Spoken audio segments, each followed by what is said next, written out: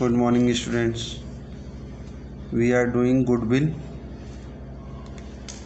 chapter class 12th accounts, capital employed. Question number 11. Calculate capital employed.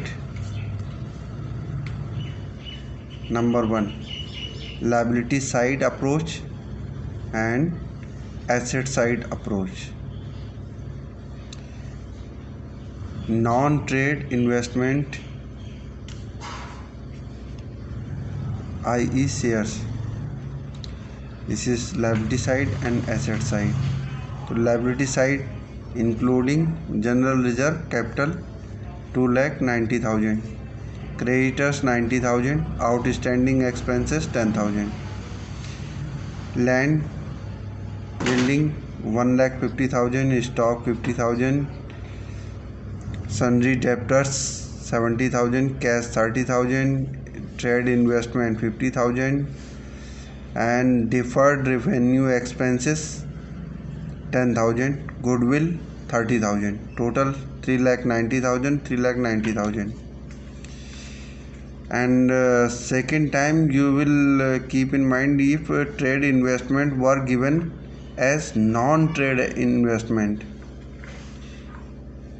Liability approach. In liability approach we from capital, जो capital दे रखी है उसमें से फिक्सियस assets को minus कर देते हैं, ठीक है।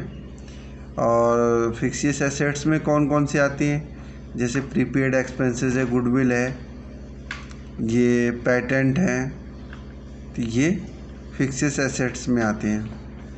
तो 2,90,000 में से 30,000 गुडविल के माइनस किए, 10,000 डिफर्ड रेवेन्यू एक्सपेंसेस के माइनस किए, तो 2,50,000 की बची कैपिटल एम्प्लॉयड, ठीक है।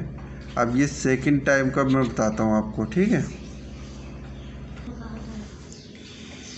Assets approach side capital employed कैसे निकलेगी, total assets minus फिक्सियस assets minus sundry creditors outstanding expenses ETC। Total assets 3,90,000 की हैं, 30,000 की गुडविल है, 10,000 के एडवर्टीजमेंट सस्पेंस अकाउंट है, माइनस 90,000 सन्ड्री क्रेडिटर्स हैं, 10,000 आउटस्टैंडिंग एक्सपेंसेस है, 50,000 नॉन ट्रेड इन्वेस्टमेंट है, जो माइनस किया तो टोटल बची है हमारी कैपिटल एम्प्लॉयड 2 लाख। अब ये 2 लाख कैपिटल एम्प्लॉयड क्यों निकाल रहे हैं, कैपिटल एम्प्लॉयड इसलिए निकाल रहे हैं ताकि उसके नॉर्मल